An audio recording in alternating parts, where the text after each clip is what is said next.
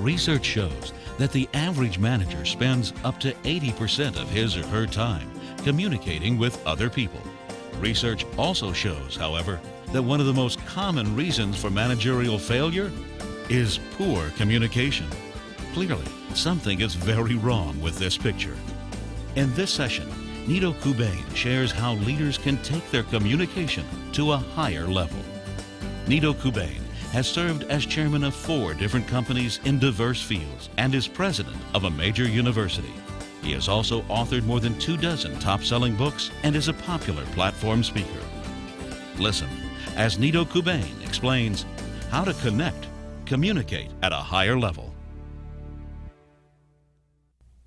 Communication plus how to develop connected relationships.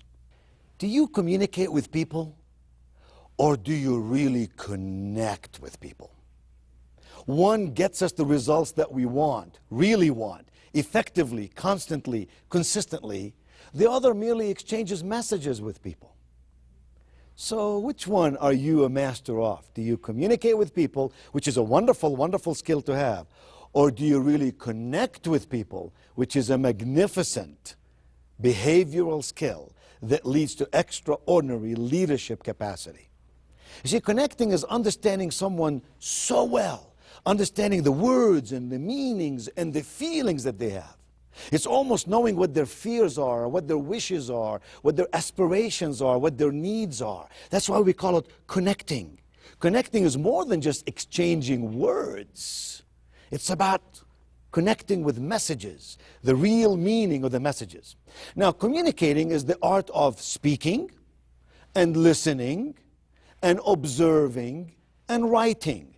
We say if you know how to speak, if you know how to listen, if you know how to observe, and you know how to write, then you are an effective communicator. That does not necessarily make you an effective connector with other human beings. So let's evaluate what I just said. If I were to take a ball, like a beach ball, and throw it at you, you would catch it. You would catch it, because it's just a ball coming at you. You'll catch it. But what if I picked up a ball and threw it at you, then picked up another ball and threw it at you, and picked up another ball and threw it at you? What would happen? You'll catch one, but you can't get all of them. And that's sometimes what you and I do when we communicate with people. When we speak with people, we throw stuff at them. Sometimes a leader in a meeting with his or her team just stands there and just dumps information on these people, and then we wonder why they don't act on it in the way we want them to act on it. No connectivity, no connecting takes place when we're just throwing balls one after the other. We have to space the balls. Throw one, have you catch it, put it down, then we throw the next one. We begin to connect with people more when we do that. Listening is like that too. It's easy for us to hear. It's very hard for us to listen. Let me see if I can test you this morning. Imagine for a moment that you are a bus driver. Listen carefully now. It is your mission to drive your bus. Listen. Due north, 4.4 kilometers. Due south, 3.3 kilometers. Due east, 2.2 kilometers. And due west, 1.1 kilometer. Question for you. How old is the bus driver? If you know the answer, raise your right hand. Well, I have 3 or 4. That's not bad. For the rest of you, let me repeat the question again. Here's what I said. Imagine for a moment that you are a bus driver. And I said, it's your mission to drive whose bus? Your bus. And everything I said after that was useless, meaningless information. How many of you now know how old the bus driver is? Sure. Because when we listen, we grasp the information and we can respond to it. Observing is the third of those basic skills, if you will, of communicating. Observing. Let me see if I can test you again. Would you free your right hand for just a moment? Take your right hand in front of you like this. Index finger and a thumb. Make me an O, like Campbell alphabet soup O. Do exactly as I say. Do as quickly as I say. Do it. Please bring your hand very quickly to your head. Great. To your chest. Marvelous. To your back. Fantastic. To your right leg. Terrific. To your chin. Freeze. Do not move. Freeze. Freeze. What did I say? Chin, chin, chin, chin, chin, chin. Right? I had a person the other day in my audience, and I said to them, I said to your chin, and this happened to be a lady, she had her hand right here. I said, ma'am, I said to your chin. She said, I had a facelift. This is my chin. So we say speaking, listening, observing, and the last one is writing. I wonder if you can write the statement for me on the piece of paper in front of you. And the statement is, woman without her man is nothing. Now don't react just yet. Listen to my instructions. You have 2 commas and 1 full stop. Would you please punctuate the statement for me using 2 commas and 1 full stop? Woman without her man is nothing. All right, let me guess. Some of you wrote down, woman, comma, without her man, comma, is nothing, period. Honestly, how many of you did it that way? Yes, that would be normal. And in this context, it means woman is nothing unless she has a man. But some of you, I'll bet, wrote down woman, comma, without her, comma, man is nothing. Anyone? Good for you. Here's my point. This statement means 2 different things. The meaning changes 100% based on what? 1 tiny little comma. Moved 1 word up. So the power lies in your hand to speak, listen, observe, or write effectively. But today we're not just talking about that. We're saying that connecting is the skill of using speaking and listening and observing and writing. Connecting is taking those basic skills of communicating a step beyond. It's intended to really understand why people say what they say and why people do what they do. Now, traits of managers and leaders who really connect effectively are many. Let me just share with you today a few of them. Number 1, they are open. If you want to connect with people, you must be open. You must be open-minded. You must give people the privilege and the right to express themselves. Number 2, they are sincere. They have authenticity more than they have charisma. They're honest, thoughtful, trustworthy people. Number 3, they are direct. They tell you what they're thinking and they accept from you what you're thinking. Number 4, they are respectful. They accept what you say and they regard it to be the truth as you understand it. And number 5, they are interested. They're interested in building teams. They're interested in making good things come to be. The skills of managers, not just the traits, but the skills of managers and leaders who really know how to connect effectively are these. Number 1, they organize their thoughts before they speak. They think first, they speak second.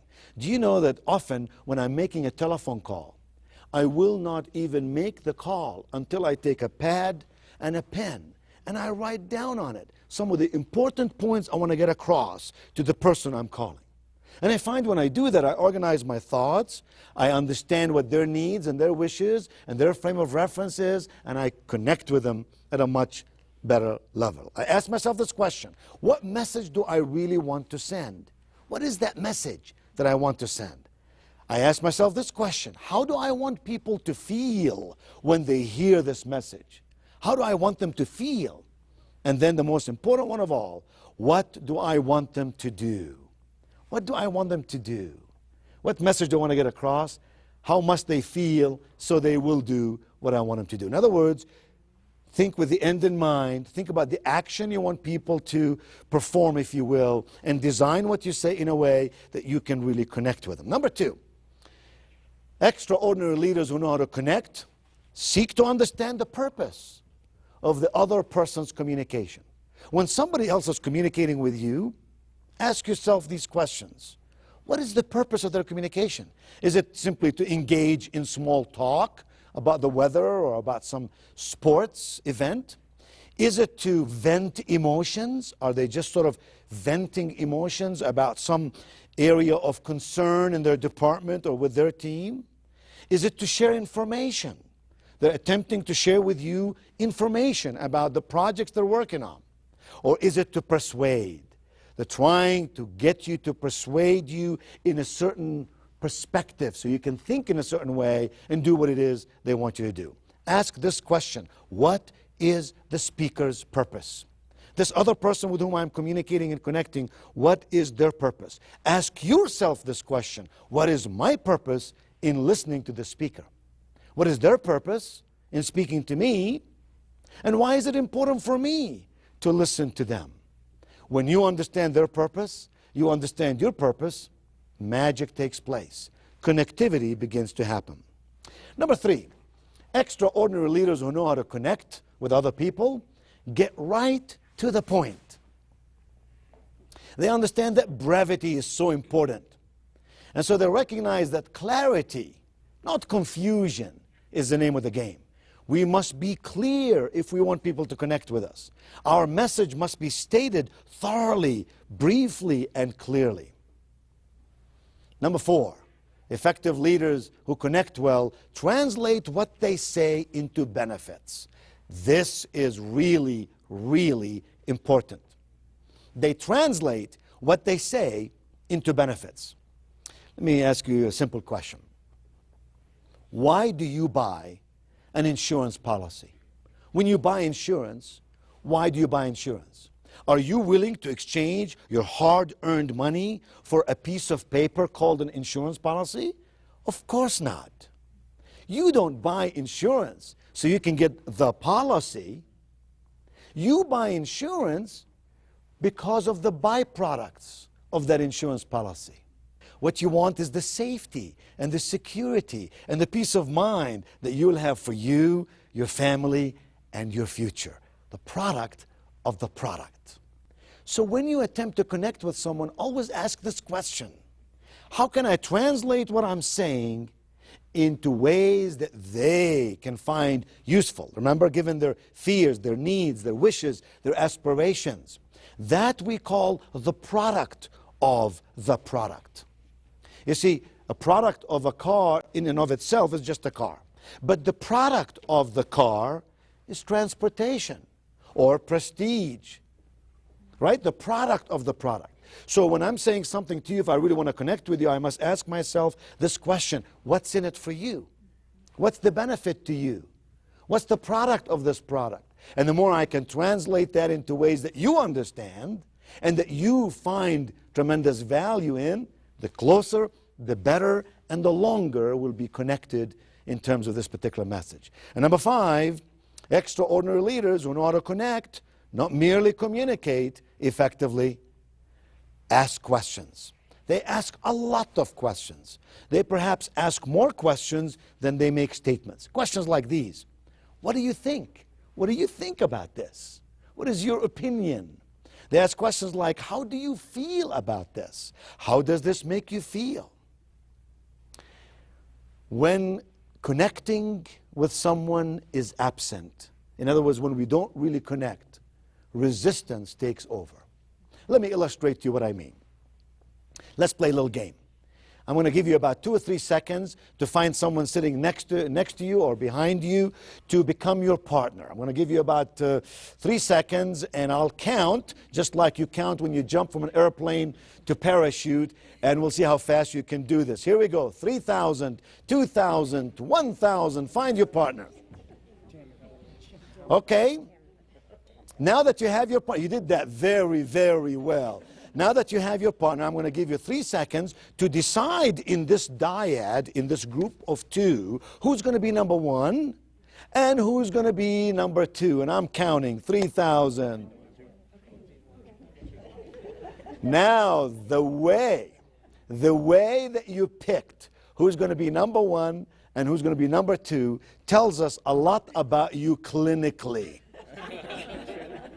I know what some of you did. Some of you looked at your partner and you said, I'll be number 1.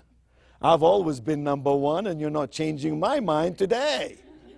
Some of you looked at your partner and you said, you be number 1. As if to say, I, Royal Highness, bestow upon you the privilege of being number 1, right? And hopefully none of you said, oh, please, I've always been a number 2 kind of person. Don't confuse me today. Okay. Number 1, where are you? Number 1, where are you? Let me see. Number 1, excellent. Number 1. Number 1. Okay? Number one, if you will open up both of your hands like this. Number one. Excellent. And face your partner to the extent that you can.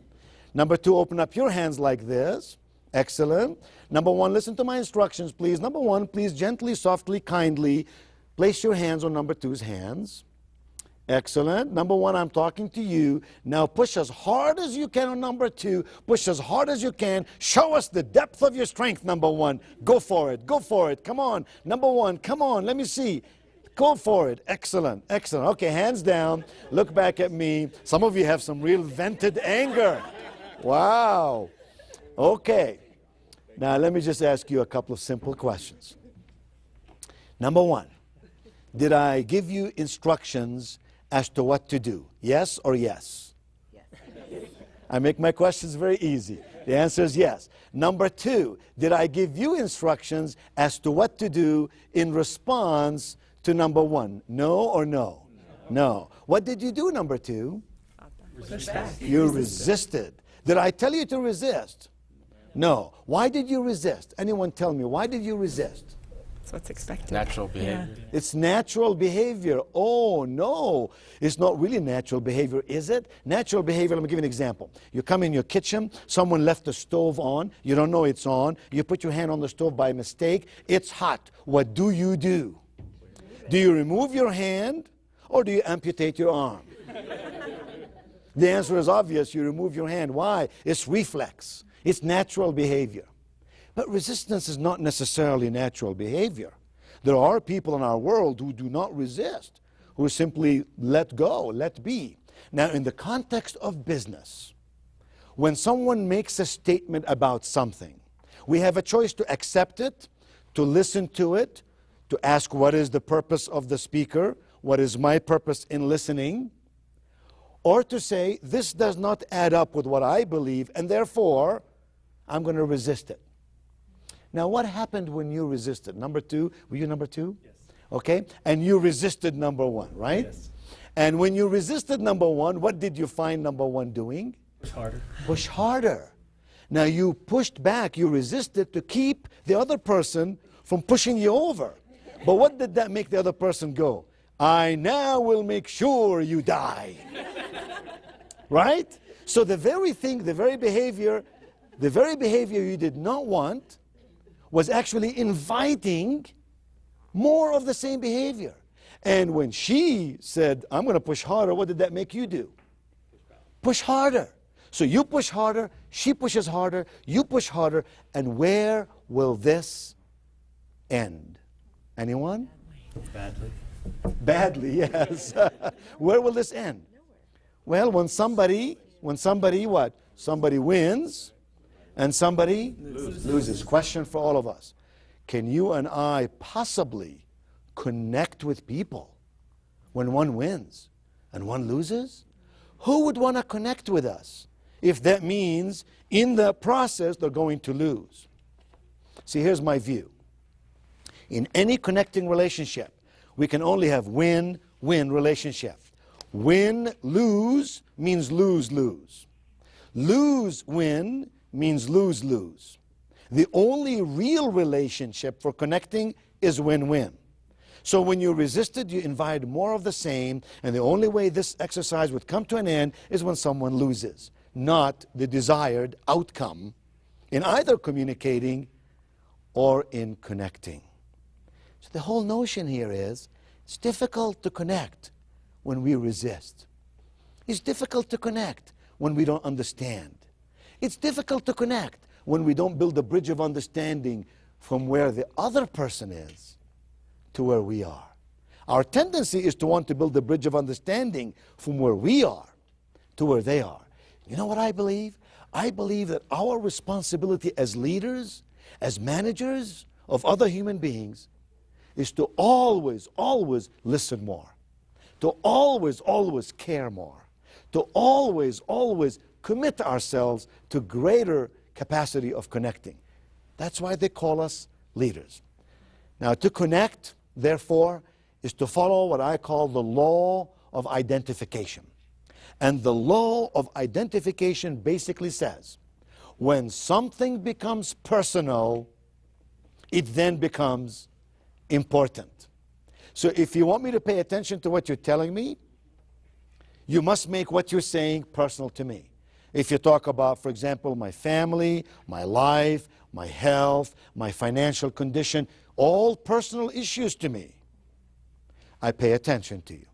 But if you're talking about some academic discussion about only the product, instead of talking about the product of the product, we may not connect exactly the same way.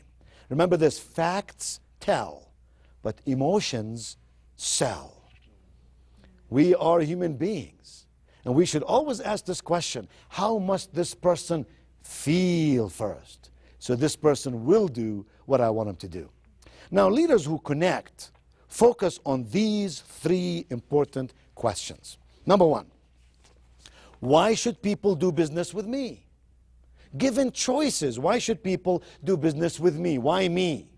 Now, when I say do business with me, I mean, why should they follow my advice? Why should they buy my product? Why should they be on my team? Why should they execute on this project like I've asked them to execute? Besides, of course, fear of losing a job or losing some kind of support. I'm talking about in a much more dynamic and a much more behaviorally sound and balanced perspective. Why should people do business with me? What is different about me and what is better about me? Second question, how easily can someone else imitate what I do? The easier it is for someone else to imitate what I do, the less valuable by definition I become. And perhaps the most important question of all, when someone else needs what I offer, when someone else needs what I have to offer, whether it is a leadership capacity, it's a thinking process, or it's a product that we're selling, when someone else needs what I have to offer, will they think of me first? Will they think of me second? Will they think of me at all? How sad it would be if you and I were experts at what we do, but no one in our organization acknowledges that. They don't come to us when they want a solution to that problem because they don't realize that we are the conduit, the source for that solution. So connecting means making sure other people understand what we offer. It's understanding someone so well that we know their words, yes, but also the meanings and the feelings behind the words. Understanding their fears and their wishes and their needs and their aspirations. Connecting with people means we know why people say what they say. And more importantly, as leaders, we know why people do what they do. So do not settle for communicating effectively, as important as that skill is. Choose today, begin today to commit, to connect with people, and look and assess the dramatic results, powerful, positive results that you will be able to get.